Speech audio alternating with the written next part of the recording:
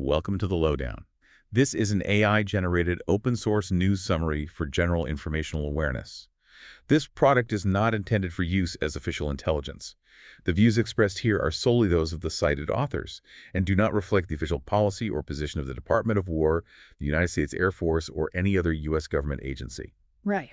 Okay, so with the official disclaimer out of the way, I want to welcome you to today's deep dive. Today, our mission is to unpack a really massive stack of recent intelligence reports and defense analysis spanning July 2026. Yeah, there is a lot of ground to cover. Exactly.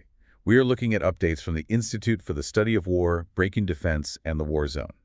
And the overarching theme we are tracking today is a snapshot of a world that is, rapidly redefining how wars are fought. We are going to connect the dots between global flashpoints looking at area responsibility reporting from the Middle East, Ukraine, NATO, and the Indo-Pacific. Before we jump into the weeds, can you give us the operational BLUF? Yeah, absolutely. Here is your bottom line up front. The operational environment in July 2026 indicates a complete erosion of traditional military boundaries, driven by asymmetric technologies and the weaponization of civilian infrastructure. Adversarial nations are now heavily sharing sensitive capabilities across theaters in an attempt to overextend Western defenses. Consequently, U.S. and allied forces are being forced to adapt to a landscape where everything from commercial drone boats to everyday home Wi-Fi networks is an active vector for conflict. Right, so the tactical playbooks are just completely changing. Essentially, yes. Well, let's start by looking at where those playbooks are probably burning the fastest right now, which is the Middle East, specifically the Strait of Hormuz. Because based on the recent reporting, the U.S.-Iran ceasefire has effectively ended. Yeah, it is completely evaporated at this point. Right, and looking at the situation strictly impartially, the U.S. administration has reimposed a full naval blockade on Iranian ports. This follows a pretty serious intensification of strikes in the region. And the stated U.S. policy here is basically to apply economic pressure until Iran halts its aggressive maritime actions. Exactly. And, on the other side of that equation, Iran has drawn some very firm red lines of their own. They are outright refusing to negotiate any aspect of their nuclear program. That includes the Taliban 2 facility, right? The Taliban 2 site, which is deeply buried and heavily fortified. They will not negotiate on that unless the U.S. explicitly recognizes Iranian control over the Strait of Hormuz. Wow. Yeah. For Tehran, the strait isn't just a waterway. It is their primary strategic choke point. It's their ultimate leverage against the West. It is essentially the world's most dangerous geopolitical toll booth. That is a very good way to put it, yeah. But looking at the intelligence, the Iranian leadership isn't exactly a monolith here. There is some serious internal friction playing out. Right? Oh, absolutely. It is highly fractured. Because you have the new Iranian president, Masoud Pezeshkian, who reportedly wants to accept the June 18 Memorandum of Understanding. He's looking at the crushing weight of this reinstated U.S. blockade and realizes he needs a deal to save their economy. Right. He is acting from a position of civilian pragmatism. But then you have Supreme Leader Mojtaba Khamenei and the IRGC, the Islamic Revolutionary Guard Corps, who flatly refuse to surrender the strait. So let me just reason through this impartially, because it feels a bit contradictory. Okay. If the Iranian president wants a deal to save their economy from the blockade, why are they still actively firing missiles? How does shooting at things help lift an economic blockade? Right. Well, it's because the Iranian president doesn't actually control the trigger. Okay. The IRGC operates almost as a parallel state. They answer directly to the supreme leader, so they hold the monopoly on kinetic military force. While the civilian diplomats might be looking for an economic off-ramp, the IRGC is perfectly willing to absorb that economic pain if it means enforcing their control over the strait. Which explains the recent strikes. Exactly. They are retaliating by striking U.S. facilities across Bahrain, Kuwait, Jordan, Qatar, and Oman. And simultaneously, they are running aggressive deterrence campaigns against Gulf states like the UAE. Basically warning them not to cooperate with the U.S. blockade. Precisely. And the U.S. is responding on two fronts. Economically, they are sanctioning shadow banks linked directly to Supreme Leader Khamenei, like the Dubai-based Smart Global Limited. But the military response is where we are seeing actual history being made.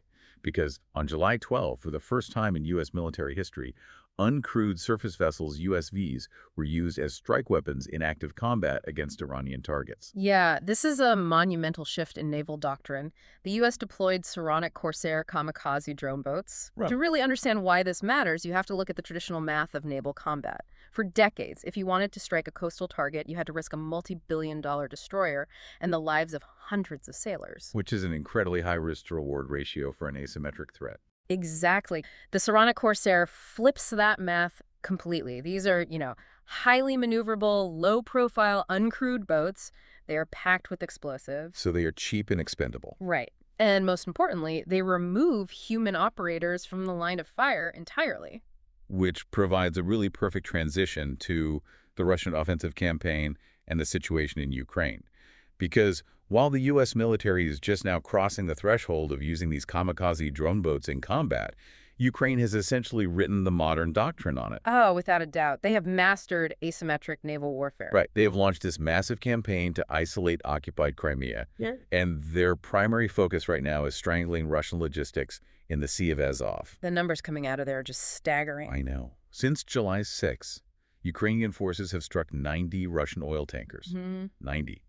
I read in the ISW reports that they hit 21 tankers in a single night between July 10th and July 11th. Yeah, the coordination required for that is immense. But let me push back on this a little bit. Is blowing up oil tankers actually going to stop the Russian army on the ground, or is this just, economic harassment? No, it translates immediately to the battlefield. This is acute, real-time fuel starvation for the military. Okay, how so? Think about the logistics of a frontline division. Tanks, armored personnel carriers, the supply trucks bringing in artillery shells. Every single piece of that machinery burns diesel at an astonishing rate. Right. So by shutting down the sea lanes, they forced Russia to halt navigation on the Don Azov Canal and the Kerch Strait. Ukraine is severing the actual arteries of the Russian war machine. If you can't move fuel, your tanks become very expensive stationary metal boxes. Wow. And they are compounding this by hitting the major refineries deep inside Russia, right? Yes, places like Norsai, Omsk, and the Saratov refinery. Russian domestic gasoline production has plummeted to 65% of their seasonal demand. That is a massive drop. And we are seeing simultaneous overnight strikes around July 12 and 13 hitting crucial transport ferries, like the Yeysk and the Lavrentity, as well as patrol boats and radar stations across Crimea and Krasnodar Krai. And when you combine that fuel starvation with these localized tactical strikes, you see the momentum shift on the ground. But wait, speaking of tactical strikes, there's a detail in this stack of reports that sounds like science fiction. You were talking about the Kinburn Spit. Yes. We just talked about drone boats blowing up tankers. Yeah. But on the Kinburn Spit, Ukraine used a drone boat for something entirely different. They used it to land an armed, uncrewed robot directly onto a Russian-held beach. It is brilliant from a tactical standpoint. Historically, amphibious landings are a commander's worst nightmare, right? The surf zone is where troops are most exposed to enemy fire. Yeah, guys wading through water, totally vulnerable. Exactly. So what Ukraine did was take a shallow draft drone boat and use it to deploy an autonomous ground combat vehicle directly into the hostile zone. They turned what is historically a very deadly amphibious beach assault into a zero-casualty robotic raid. Right. You are deploying heavy firepower without risking a single human life. That is incredible. And these technological leaps seem to be translating to ground gains. General Syrskyi reported that Ukraine recently liberated 120 square kilometers in the Oleksandrivka direction. And he also noted that the Russian advance rate has been cut in half so far in 2026. The tactical assault ratio is now 40-60, favoring Ukraine. Which is a big shift. And diplomatically, there was some major news.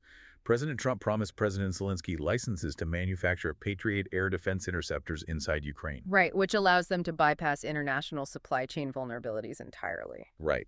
But this brings us to Section 3 of our deep dive, because there is a really fascinating paradox here. We just discussed autonomous robotic beach landings and localized advanced missile production in Ukraine. But when you look at how Russian intelligence is attempting to track these advanced weapons moving through NATO countries, their methods are shockingly low-tech. Yeah, the doorbell espionage. Exactly. Dutch intelligence revealed that Kremlin-based hackers have been spying on NATO military bases and supply routes by hacking into civilian doorbell cameras across Europe. It is remarkably insidious, honestly. These hackers aren't trying to breach firewalled military networks. They are targeting the path of least resistance, the vulnerable firmware and default passwords of internet-connected cameras on everyday front porches in places like the Netherlands and Germany. Right. So if your house happens to face a major highway leading to a military depot, your doorbell is suddenly a vital intelligence asset for the Russian military. Exactly. It's like Russia turned the Internet of Things into a dystopian, crowdsourced neighborhood watch. That's a great analogy. They are just latching onto Western consumer conveniences to track the transport of weapons going to Ukraine. But this is triggering a massive response from NATO. Yeah. 8 NATO countries, Denmark, Canada, Finland, Germany, Norway, the Netherlands, Sweden, and Turkey, just announced a new mega-constellation of satellites called HALO, Hybrid Alliance Layered Operations in Space. But let me ask you this. Does building a multi-billion-dollar mega-constellation in space actually solve the problem of a hacked doorbell in the Netherlands? Well, no, it doesn't stop the hacker from looking through the camera, but what it does do is provide data sovereignty. Okay, unpack that for me. When local civilian infrastructure like internet routing centers or cellular towers is compromised, military commanders can't trust the data environment they are operating in. So HALO provides a secure, unhackable, high-speed transport layer entirely divorced from terrestrial networks. It bypasses the infected layer completely for high-speed comms and missile tracking. Got it. And we are seeing a lot of investment here. Spain just became the 19th member of APSS, Allied Persistent Surveillance from Space, and its Aquila Virtual Intelligence Network. And Turkey is spending over $300 million with TÜBİTAK to build 2 new high-resolution ISR satellites. Okay, so NATO is tightening its alliances and its technological posture. But if we pivot to our final area of responsibility, the Indo-Pacific, we are seeing a mirror image of this exact same behavior among adversaries. Arguably even more aggressive behavior. Right. Let's look at China. The PLA just conducted a very rare test of a submarine-launched ballistic missile, an SLBM, in the South Pacific. And this requires some serious context. The sources indicate this was likely a JL-3 or JL-2 missile fired from a Type 09IV submarine. Which is a nuclear-powered ballistic missile submarine. Right. By launching this missile, which splashed down between Tuvalu and Kiribati, China, is publicly demonstrating a highly credible nuclear second strike capability. They haven't publicly announced an SLBM test like this since 1982. Wow, 1982. Yeah. So Beijing is proving that they have the range and stealth to strike from the safety of their own regional waters. And while they are doing that in the deep ocean, they are using a different tactic closer to home. The China Coast Guard is now implementing permanent patrols east of Taiwan. This is a textbook execution of lawfare. Lawfare, right, using legal and administrative frameworks as a weapon, because they were deploying Coast Guard vessels rather than Navy warships. Exactly. It asserts civilian law enforcement jurisdiction over those waters. So they're effectively laying the groundwork for a potential short-notice quarantine or blockade. But perhaps the most alarming intelligence from this theater involves covert military training. Yes. The classified documents showing Russian Defense Minister Borisov personally approved the covert deployment of Russian forces to Beijing. And this wasn't just basic infantry training. This was sensitive CBRN training, chemical, biological, radiological, and nuclear warfare training. When you have 2 major nuclear-armed states cooperating on the tactics and deployment of chemical and biological weapons, it represents an alarming level of military integration. Right. And Russia isn't just relying on China, they are utilizing North Korea too.